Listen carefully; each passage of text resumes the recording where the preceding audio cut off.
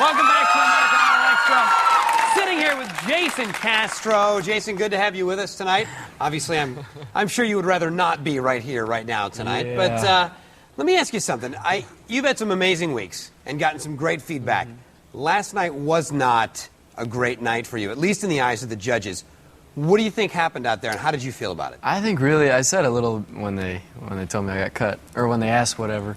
But yeah, I really feel like I just got to a point that I was just getting overwhelmed with, you know, I'm not used to learning songs. I'm not used to all this. And when we picked it up to 2 songs, that was hard enough. And then it was just too much. I think I just had enough. I couldn't just keep sort up. of hit a wall? Yeah. Like, was it a question of just like time management, too much to do, or was it pressure? Where you feel, because you don't seem like a guy that ever feels pressure. I mean, you look pretty relaxed. I mean, there's definitely the pressure, but yeah, it's also time, you know, and because it's no fun to step out on stage when you feel like you haven't practiced enough, you know, that automatically you're just like, man, that's not fun. Did you know going in that you weren't going to have trouble with the lyrics? Was that a worry of yours, or did it just happen? Actually, what's funny is I'd had the hardest time. There's 2 words in the verse I just kept blanking out on. I'd get to it and just say something and keep going. And so I got the verse down, and I forgot the line of the chorus that you say like 100 times in the song. Jangle, yeah. Yeah, I couldn't believe that.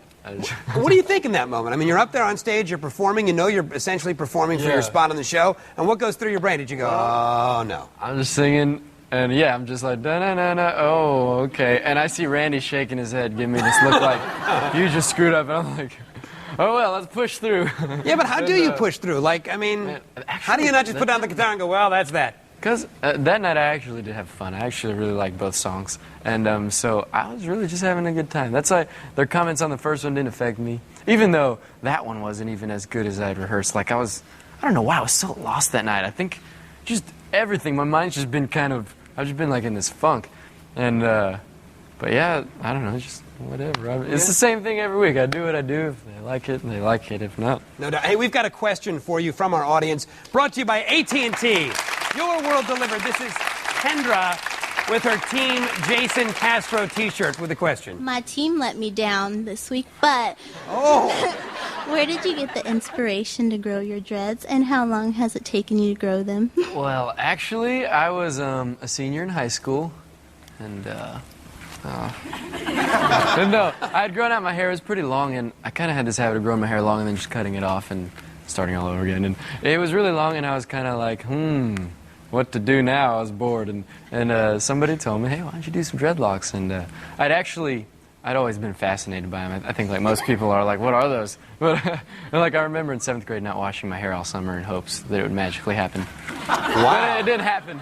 And then yeah, so I don't know. I was like, why not? And me and my mom looked it up on the internet, and she did them for me. Mom helped you with the dreadlocks? Took 14 hours, and yeah. And what, is there like do you ever cut them, or does it just stay like this on its own? I mean, yeah, it just stays. Like, at first, there's kind of a lot of work.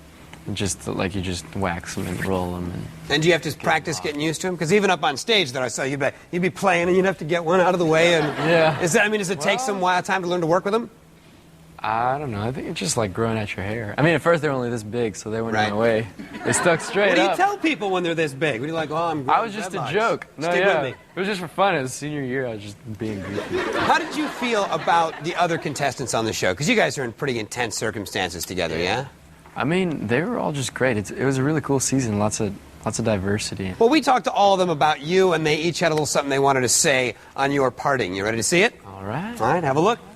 To Eyelashes.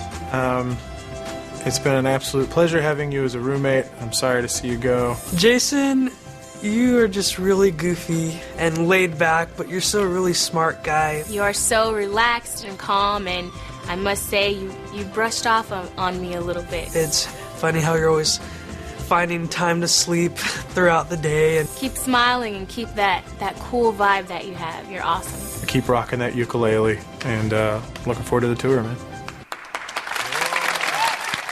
Finding time to sleep. I asked Carly. She said you are kind of known as the sleeper in the group. I am kind of known as that. Anytime. I mean, I claim the couch right when we get in there. The big one. There's one that you can fit on, and the other two, your legs are up, and I can't sleep. It's like calling shotgun when you go to the car. You call couch. Yeah, and I just sleep as much as I can. I'm always tired. Yeah. And I'm just like, even the smallest amount of rest helps. And is there a story behind the bathrobe? because I was talking to Carly, and she said you are never out of your that you have a bathrobe that is like your uniform. Well, I mean, at home, like, most of the time I play music is in my room, and that's usually my bathrobe. But when I'm at home, I just usually wear that thing around. I don't get dressed unless I have to. And so the only times they've seen me is whenever I just had to come down and pick up something, or I wasn't doing anything that day, so... Hey. So Carly should stop peeking in your windows and looking at you in your bathroom, is what you're saying.